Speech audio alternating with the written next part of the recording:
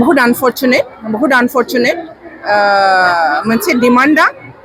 Genuine demand जानांगौ genuine demand बयबो आबेग दङ जे डिमान्ड खालामदों बियो जेन्युइन आबेग बयहाबो जड़ित दङ किन्तु बेखौ बे नङा दे जोंनि सरकारि जे जोंनि ट्राइबेलनिनो मोनसे माबा फसंथाय बे फसंथायाव बयनिख्रुइ देरसिन कन्स्टिट्यूशन नि बयनिख्रुइ देरसिन मोनसे फसंथाय जोंनि एसेम्बलि ट्राइबेल एसेम्बलि बे एसेम्बलियाव माबा खालामहैनाया बुख्रुबहैनाया बा बेहाय सिङाव गथ'फोरखौ आनकन्ट्रलेबलि इन्टेन्सन मोनसे बिसोरनाव इनफ्यूज खालामनानै बिसोरखौ इन्जेक्ट खालामनानै बिसोरखौ एसेम्बलियाव फाथायहरनानै बेबादि माबा जाथाय जाहोनाया जोंनि सारा क'क्राझारनि रायजो राजाखौ लाजि फोनांदों आरो सारा बिटिसिनि रायजो राजाफोरखौ आघात होदों।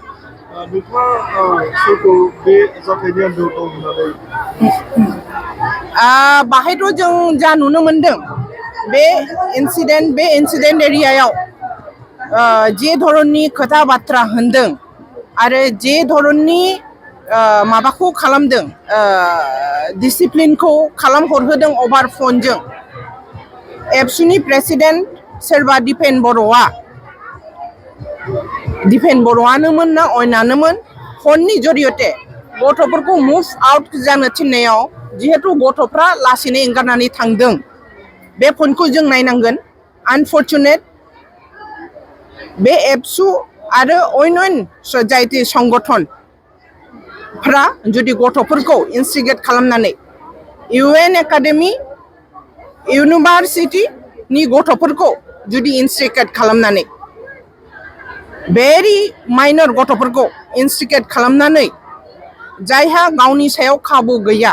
बे बैसोनि गथ'फोर बे गथ'फोरखौ इन्स्टिगेट खालामनानै जुदि अबेबा संगठनफ्रा आं मेनसन खालामबाय एबसुनि प्रेसिडेन्टआ बेहायनो अभार फन खालामनानै होनदों बेबादि खालामनो नाङा थांफिनदो होननानै बुंहरदों गतिके बेफोर खोथाखौ जुदि मिन्थियोब्ला बिथांमोनहानो जड़ित होननानै जों सानो दिस इज भेरि आनफर्चुनेट एसेबां बर' जातिनि सेनस्रि जानानै बर' गथ'फोरजों बर'नि फसंथायखौ बेबादि जाथाय खालामहोनाया बिराद आनफर्चुनेट जादों। फरायसाफोरनि हेंथायै माबाफोर राहा लागोन नामा? फरायसाफ्रा लेखा फरायनांगौ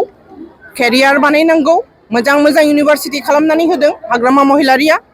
मोजां institution educational institution CIT engineering college फसंथायनानै होदों मोजां स्कुल सेन्ट्रेल स्कुल बाहाय दङ उमुक दङ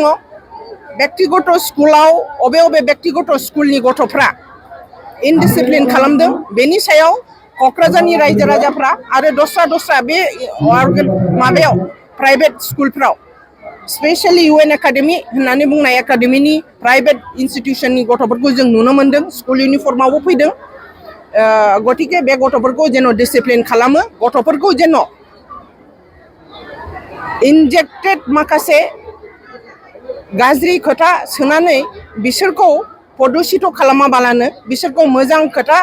सोनानै लेखा गोरों आरो जौगाथिनि खामानि आरो जातिखौ रेसपेक्ट खालामनो आरो फसंथायखौ जोंनि सिनायथिखौ रैखा खालामनो थाखाय बिसोरखौ जेन' उपदेश परामर्श होयो बिसोरनि स्कुलाव बेनि थाखाय आङो बिथांमोनखौबो खावलायगोन। धन्यबाद।